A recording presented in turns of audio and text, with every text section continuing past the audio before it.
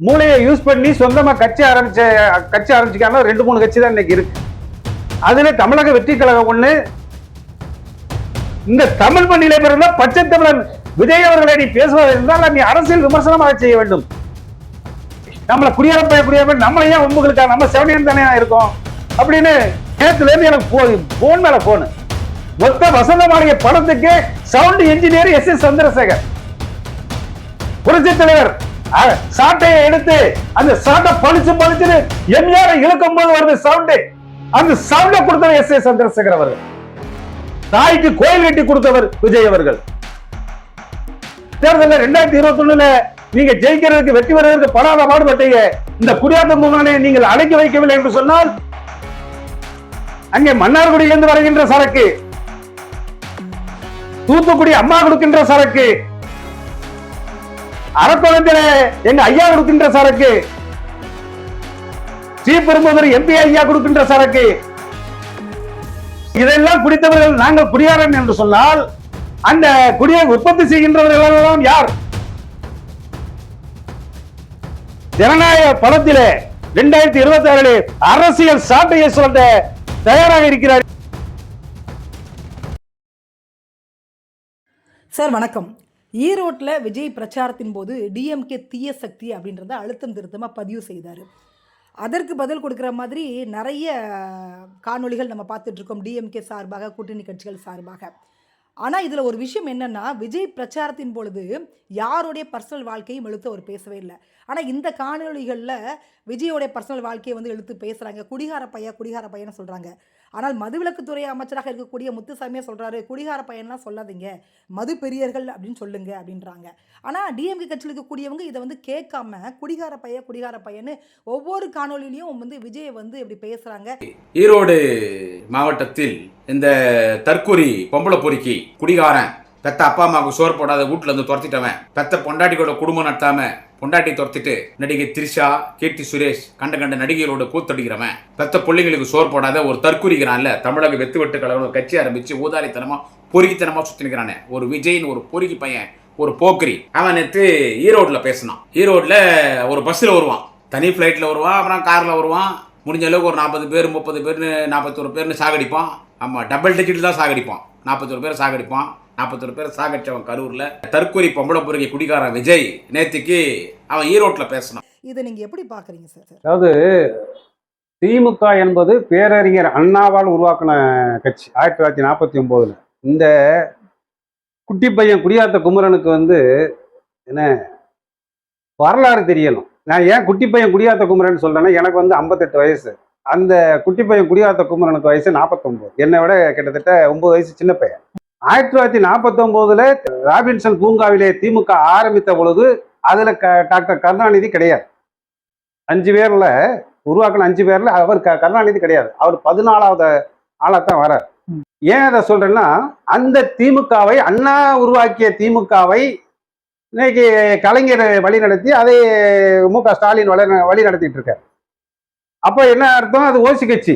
அதே மாதிரி அதிமுக என்றால் இன்னைக்கு எடப்பாடி வச்சிருக்காரு சொன்னா அது எம்ஜிஆர் உருவாக்கிய கட்சி. இன்னைக்கு தமிழ்நாட்டுல சொந்தமா மூளையை யூஸ் பண்ணி சொந்தமா கட்சி ஆரம்பிச்சுக்கான 2-3 கட்சி தான் இன்னைக்கு இருக்கு. அதுல தமிழக வெற்றி கழகம் ஒண்ணு, தமிழக வாழ்வுரிமை கட்சி ஒண்ணு, அடுத்து விடுதலை சிறுத்தைகள், அதெல்லாம் அவரா உருவாக்குனது. இன்னைக்கு நாம் தமிழர் கட்சி கூட ஐயா ஆதித்யநாருடைய கட்சியை தான் இவர் வாங்கி நடத்திக்கிட்டு இருக்கிறார். அவரு கொள்கை ரீதியாக தீய சக்தின்னு அன்னைக்கு எம்ஜிஆர் சொன்னாங்க, ஜெயலலிதா சொன்னாங்க. அது ஏன்னு சொன்னாங்கன்னு அவருக்கு ஏதோ மனசுல ஒரு வலியை உருவாக்கி இருக்கு. அதாவது குடியாத்தம் குமரன் வந்து என்ன வேணாலும் பேசலாம். நான் அந்த திமுக உருவாகிய காலத்திலே கொள்கைக்காகவும் மொழிக்காகவும் இனத்தை காப்பதற்காகவும் தான் உருவாக்கப்பட்டது திராவிட முன்னேற்ற கழகம். அது பேரறிஞர் அண்ணாவால் உருவாக்கப்பட்ட. குடியினால் வரக்கூடிய வருமானம் கையிலே குஷ்டரோகியில இருக்கிற வெண்ணையை நக்குவதற்கு சமம். அந்த மதுவை நான் விற்க மாட்டேன், அதை நான் நடைமுறைப்படுத்த மாட்டேன் என்று சொன்னவர் பேரறிஞர் அண்ணா. அரசியல் விமர்சனம் என்பது உங்களுக்குள்ள நீங்க விமர்சனம் பண்ணிக்கிடும். இவன் ஓசியா வாங்கி குடிச்ச மாதிரியும் கும்மிடி பூண்டி முதல் குமரி வரை பாட்டுக்கு மேல 10 ரூபாய் எக்ஸ்ட்ரா கொடுத்து இன்னைக்கு அரசாங்கத்துக்கு வருமானம் தரக்கூடிய அளவில இருக்கக்கூடிய டாஸ்மார்க் மது பிரியர்களை பார்த்து, அது இந்த மண்ணிலே பிறந்த ஒரு பச்சை தமிழர்களை பார்த்து, அதே போல இன்னைக்கு விஜய் வந்து ராமநாதபுரம் மண்ணிலே தனுஷ்கோடியிலே பிறந்த அவருடைய தாத்தா சேனாதிபதி, இந்த தமிழ் மண்ணிலே பிறந்த பச்சை தமிழன் விஜய் அவர்களை நீ பேசுவதால் நீ அரசியல் விமர்சனமாக செய்ய வேண்டும். திமுக என்று எடுத்துக்கிட்டீங்கன்னா அதிகபட்சம் நீங்க 41% மேல நீங்க ஓட்டு வாங்கினது கிடையாது. அதாவது கூட்டணியோட காங்கிரஸ், கம்யூனிஸ்ட் எல்லாம் சேர்த்துதான், அது வரலாறு. அது அதிமுக இருக்கட்டும், எந்த கட்சியாக இருந்தாலும் அதிகபட்சம் ஏதாவது அலையடித்தால் ஒரு 40% போகும். ஆனால் அதையெல்லாம் தாண்டி இன்னைக்கு 61% பேர் இருக்கின்ற கும்மிடி பூண்டி முதல் குமரி வரை இருக்கின்ற கோட்டப்பிரியர்களை, மதுப்பிரியர்களை, இன்று மதுவிலக்குத்துறை அமைச்சராக இருக்கக்கூடிய எங்க ஐயா முத்துசாமி அவர்கள் கூட போன ஆண்டு என்ன சொன்னாரு? பகலிலே குடிக்கின்றவர்களை குடிகாரர் என்று சொல்லக்கூடாது, மதப்பிரியர்கள் என்று என்றுதான் சொல்ல வேண்டும் என்று சொன்னவர். அந்த மதுவிலக்குத்துறை அமைச்சர் முத்துசாமி ஐயா அவர்கள் மௌனம் காக்கின்றார்கள். நீ விஜயை பார்த்து குடியாரப்ப கேட்கிற, வாய்க்கு வந்தபடி குடியார எனக்கு இந்த 2 நாள் தூக்கம் இல்ல. தமிழ்நாடு முழுவதும் டாஸ்மார்க் மதுப்பிரியர்கள் என்ன தலைவர், நீங்க தலைவராக இருந்ததே வேஸ்டா போகுது. நீ இப்படி நம்மள குடியாரப்ப நம்மளையே ஒம்புகளுக்கா, நம்ம செவனியன் தானே இருக்கோம் அப்படின்னு நேரத்துல இருந்து எனக்கு போன் மேல போனு. குடியாத்தம் குமரவனுக்கு வந்து குடியாத்தம் என்பது தமிழ்நாட்டுடைய அரசியலை தெளிவாக 9 ஆண்டு காலம் அற்புதமான அரசியலை நடத்தி காட்டிய பெருந்தலைவர் காமராஜர் முதல்வராக பதவியேற்கின்ற பொழுது குடியாத்தம் தொகுதியிலே வெற்றி பெற்றார். குடியாத்தம் தொகுதியிலே தான் போட்டியிட்டார். அந்த குடியாத்தம் தொகுதியிலே காமராஜர் கண்டிப்பாக வெற்றி பெற வேண்டும் என்று நீங்கள் ஏற்றுக்கொண்டிருக்கின்ற பெரியார், தந்தை பெரியார் அவர்கள் காமராஜருக்காக பிரச்சாரம் செய்த மண் குடியாத்தம் தொகுதி. இன்னைக்கு கேவலமாக குடியாரப்பைய அப்படின்னு நீங்க விஜய் அவர்களை பேசுகிறேன் என்று சொன்னா நீ அரசியல் ரீதியா பேச நான் வந்து மாற்று கருத்து சொல்லல. ஆனால் அவங்க அப்பாவை பத்தி பேசுறது, எஸ் சந்திரசேகரை பத்தி பேசுறது, பொண்டாட்டியை பத்தி பேசுறது, மகனை பத்தி பேசுறது, மொத்த வசந்தமாளிகை படத்துக்கு சவுண்ட் இன்ஜினியர் எஸ் சந்திரசேகர். எங்க வீட்டு பிள்ளை பாத்திருக்கீங்களா? புரட்சி தலைவர் சாட்டையை எடுத்து அந்த சாட்டை பளிச்சுன்னு எம்ஜிஆர் இழுக்கும் போது வருது சவுண்டு. அந்த சவுண்ட கொடுத்தவர் எஸ் சந்திரசேகர் அவர்கள், புரட்சி இயக்குனர். இவர் என்னமோ கருணாநிதி அவர் இயக்குனர் வாய்ப்பு கொடுத்தாரு. ஏய் அரசியல் குடியாத்த குமரா, உன் வரலாறு எடுத்து அந்த திமுகவுடைய அரசியல் வரலாறு எடுத்து பார்த்தீங்கன்னா புரட்சி இயக்குனர், சட்டம் ஒரு இருட்டறை. தமிழ்நாட்டில் சட்டத்தை பத்தி சட்டம் எப்படி எல்லாம் சட்டத்தை வளைக்கிறார்கள் என்று சட்டம் ஒரு இருட்டறை, சட்டம் ஒரு விளையாட்டு அப்படின்னு படம் எடுத்தவர் எஸ் சந்திரசேகர், விஜயுடைய அப்பா எஸ் சந்திரசேகர். அதையும் தாண்டி கலைஞர் எழுதிய படம் நீதிக்கு தண்டனை படத்திற்கு எந்த டைரக்ஷன் பண்ண நல்லறியாது என்று சொல்லி நீதிக்கு தண்டனை படத்தை டைரக்டர் செய்ய சொன்னவர் கலைஞர் கருணாநிதி. அந்த படத்தை டைரக்டர் செய்தவர் எஸ் சந்திரசேகர். அதை தாண்டி அன்றைய காலகட்டத்திலே இருக்கக்கூடிய விஜயகாந்த் அவர்களையும் புரட்சி கலைஞர்களாக உருவாக்கியவர் எஸ் சந்திரசேகர். ஏன்னா அப்பேற்பட்ட எஸ் சந்திரசேகர் இந்த விஜய் அவரிடம் வந்து சாப்பாடுக்கு அமர வேண்டிய, அவரை கையேந்த வேண்டிய நிலைமையிலே இன்றும் இல்லை எஸ் சந்திரசேகர். அவரு விஜயுடைய அப்பா பத்தி நீ குறை பேசுற, அப்படியே வாங்கி அம்மாக்கு வா. அம்மா ஒரு சிறந்த பாடகி அவர்கள். இன்னைக்கு நாஞ்சில் சம்பத் அவர்கள் கடைசியாக திமுக மேடையிலே பேசுற கொரட்டூரிலே தன்னுடைய தாய்க்காக சாய்பாபா கோயிலை பல லட்சம் செலவிலே கோயில் கட்டிய அளவு பார்த்தவர், தன் தாய்க்காக கோயிலை கட்டி கொடுத்திருப்பவர் விஜய் அவர்கள். அவர் தெரியுமா உனக்கு? பாடி சென்னையில இருந்தால் அங்கே கொரட்டூருக்கு வந்து பாரு. வாரம் வியாழக்கிழமை அதே விஜயுடைய அம்மா அவர்கள் அங்கே சாய்பாபா கோயிலை வணங்கி விட்டு செல்வதை நீ பார்க்கலாம். தாய்க்கு கோயில் கட்டி கொடுத்தவர் விஜய் அவர்கள். இப்படி இன்னைக்கு மகன் தனியவர் படம் டைரக்ஷன் பண்ணிக்கிட்டு இருக்கிறார். ராமநாதபுரம் மண்ணில பிறந்த விஜயை பார்த்து நீ அரசியல் ரீதியாக விமர்சனம் செய்ய வேண்டிய ஒழிய குடியாரப்பயலுங்கிறது அவர் கூத்தியா வச்சிருக்கிறது, இப்படி தேவையில்லாத விமர்சனங்களை நீ தவிர்த்துக் கொள்ள வேண்டும். டாஸ்மார்க் மதுப்பிரியர்கள் அனைத்து கட்சிகள், அது திமுக, அதிமுக, தவேக, நாம் தமிழர் கட்சி, நீ எந்த அக்காவா இருந்துட்டு பாஜகவா இருக்கட்டும், பாமகவா இருக்கட்டும், டாஸ்மார்க் மதுப்பிரியர்கள் நினைத்தால் 2026 தேர்தலிலே தூக்கி எறிவார்கள். நீ குடியாத்த பக்கத்துல இருந்துட்டு பக்கத்துல திமுகவுடைய பொதுச் செயலாளர் அன்போடு பொதுச் செயலாளர் துரைமுருகன் ஐயாவுக்கு நான் கேட்டுக்கொள்கிறேன். போன தேர்தலில் 2021 நீங்க ஜெயிக்கிறதுக்கு வெற்றி பெறுவதற்கு படாத பாடுபட்டீங்க.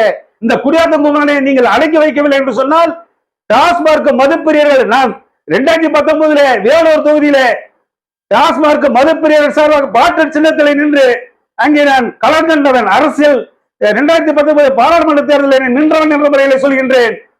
தேவையில்லாமல் அரசியல் ரீதியாக விமர்சனம் செய்யுங்கள். அசிங்கமாக பேசுவது வருகின்ற தலைமுறையினருக்கு தவறான வார்த்தைகளை நீங்கள் பேச வைப்பீர்கள் என்று சொன்னால் திராவிட முன்னேற்ற கழகத்திற்கு 2026 அரசியல் எதிர்காலம் கேள்விக்குறியாகிவிடும். அதுவும் குறிப்பாக கும்மிடிப்பூண்டி முதல் குமரி வரை இருக்கின்ற டாஸ்மார்க் மதுப்பிரியர்கள் 61% பேர் உங்களுடைய அரசியலை தீர்மானிப்பார்கள் என்று இந்த நேரத்தை பதிவு செய்கிறேன். இன்னைக்கு குடியரப்பையில் என்கிற என்னென்னமோ நீ வார்த்தைகளை பேசுற, அந்த வார்த்தைகள்லாம் நாங்க பேச முடியாதுன்னு கிடையாது.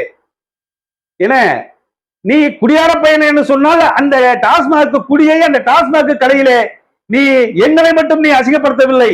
அந்த குடியை கொடுக்கின்ற அங்கே மன்னார்குடியிலிருந்து வருகின்ற சரக்கு, தூத்துக்குடி அம்மா கொடுக்கின்ற சரக்கு, அரக்கோணத்தில எங்க ஐயா கொடுக்கின்ற சரக்கு, ஸ்ரீபெரும்புதூர் எம்பி ஐயா கொடுக்கின்ற சரக்கு, அப்ப இதெல்லாம் குடித்தவர்கள் நாங்கள் குடியாரன் என்று சொன்னால் அந்த குடியை உற்பத்தி செய்கின்றவர்கள் எல்லாம் யார்?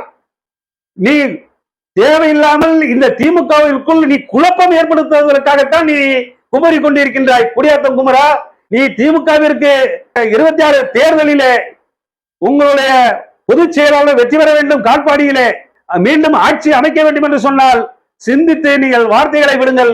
இனிமேல் விஜயை அரசியல் ரீதியாக நீங்கள் விமர்சனம் செய்யுங்கள். மது பிரியர்களை எந்த காலத்திலும் நீங்கள் விமர்சனம் செய்தால் அதே அதிமுக ஆட்சியிலே இருந்த அங்கே அமைச்சர் வீரமணி என்ன சொன்னார் தெரியுமா? இந்த மதுப்பிரியர்களால் தான் அரசாங்கமே நடத்தப்படுகிறது, அவர்களுக்கு சம்பளமே இதுல இருந்து தான் போடப்படுகிறது என்ற சொன்ன வரலாறு இருக்கு. எங்கள் ஐயா அதிமுக அமைச்சராக இருந்த செந்தில் நம்ம ராஜேந்திர பாலாஜி போன்றவர்கள், வீரமணி உங்க வேலூர் மாவட்டத்தை சேர்ந்த வீரமணி போன்றவர்கள், இன்று ஐயா முத்துசாமி அவர்கள் கூட குடியாரன் என்ற வார்த்தையை பயன்படுத்தவில்லை. ஆகையால் உங்களுக்கு பணிவோடு கேட்டுக்கொள்கின்றேன். வருகின்ற இன்னைக்கு தேதி 23, என்ன 6 நாள் தான் இருக்கு. 2025 முடிவதற்கு 31 டாஸ்மார்க் மதுப்பிரியர்கள் கும்மிடிப்பூண்டி முதல் குமரி வரை கூடுகின்ற அந்த 2026 வரவேற்கின்ற பொழுது எத்தனை கோடிக்கு விற்பனையாக என்று தெரியாது. ஆனால் அத்தனை கோடி பேரும் சேர்ந்தால் உங்களுடைய அரசியலை மாற்றக்கூடிய சக்தியாக 2026 எழுவோம், எழுச்சி பெறுவோம் என்று இந்த நேரத்தில் பதிவு செய்கிறது. எங்கள் வீட்டு பிள்ளைகளே அந்த சாட்டையை எடுத்து அன்று சுழட்டினாரோ அரசியல் சாட்டையை வருகின்ற ஜனநாயக படத்திலே 2026 அரசியல் சாட்டையை சொல்ல தயாராக இருக்கிறார் என்பதை நீ உணர்ந்து கொள்ள வேண்டும் என்பதை மறந்து விடாதே. வருகின்ற 2026 கண்ணியமாகவும் இந்த போனது போகுது போகியை போல போக்கிவிட்டு 2025 உன்னுடைய வார்த்தைகளை அளவோடு அளந்து பேசு. அண்ணா உருவாக்கிய கண்ணியமாக உருவாக்கிய அந்த திராவிட முன்னேற்ற கழகத்திற்கு களங்கம் கற்பிக்க நினைத்தால் அரசியல் சாட்டை அது ஜனநாயக சாட்டையாக 2026 சுழலும் என்பதை இந்த நேரத்தில் பதிவு செய்கிறேன்.